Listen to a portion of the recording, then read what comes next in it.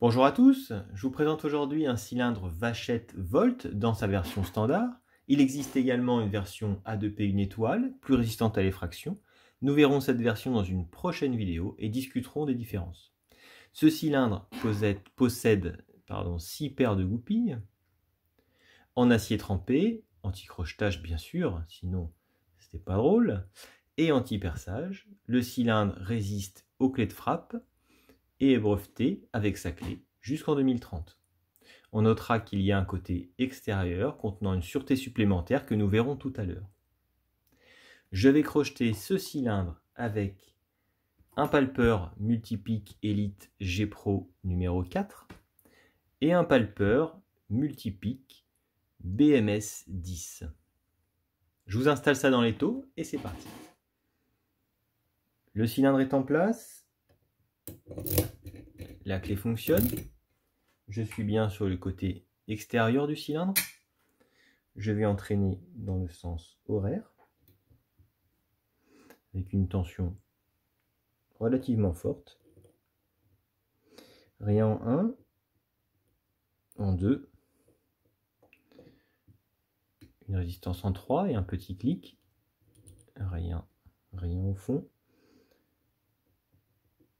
La 1 maintenant est en cisaillement.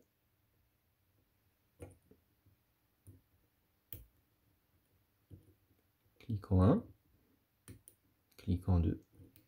La 3 est placée. Rien au fond. Un petit toucher en 1 et une belle rotation. La 2 est placée. La 3. La 4 maintenant. C'est placé. La 5 également. La 6. Et on a notre rotation. La sûreté dont je vous parlais tout à l'heure, la différence entre le côté extérieur et intérieur, c'est notamment cette sûreté, on va le voir. Lorsque je continue à entraîner le rotor, il se coince. Il se coince ici.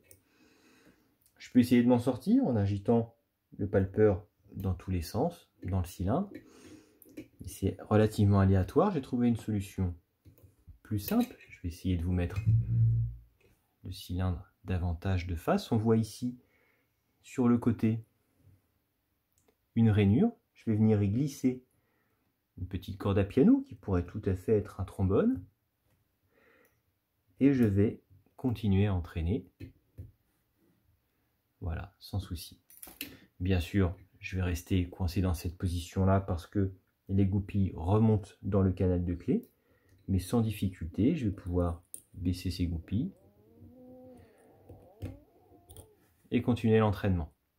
Moi, je vais volontairement rester dans cette position pour insérer la chaussette de démontage. Et on va voir ce qu'il y a dans ce cylindre.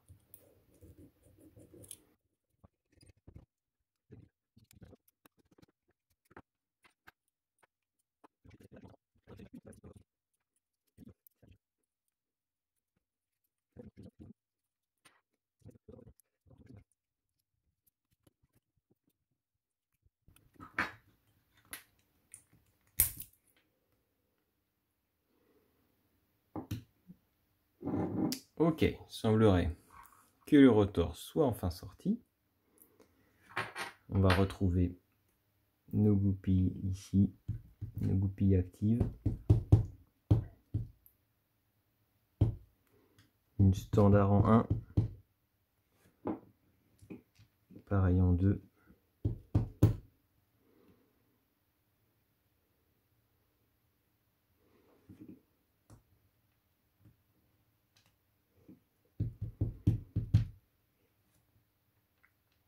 Une standard en 3. Pareil en 4. En 5. Et en 6. Des possibilités peut-être de goupilles latérales. Et cette pièce, donc qui nous posait problème tout à l'heure, qui doit aller comme ça. Je vais prendre la clé pour essayer de vous montrer comment ça fonctionne. Voilà, donc cette partie, cette petite griffe dans la clé, vient empêcher la pièce de ressortir et de venir s'insérer dans cette rainure latérale ici. Et nous, ce qu'on fait avec notre pièce métallique, corde à piano ou trombone, c'est qu'on vient la rentrer également.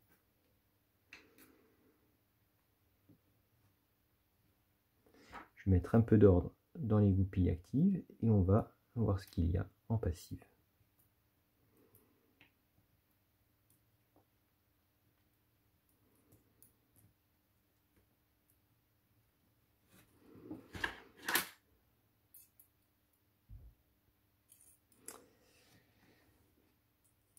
Alors,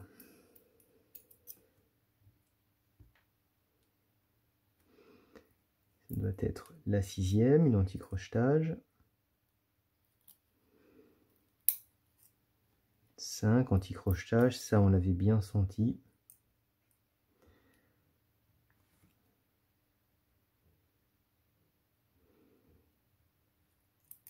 Une standard en 3.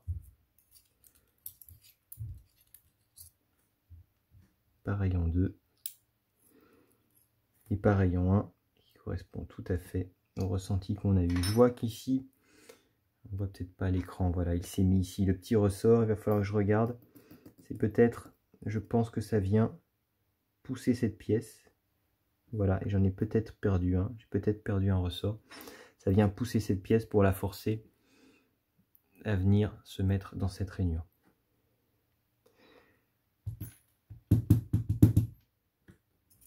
Rien d'extraordinaire au niveau des ressorts.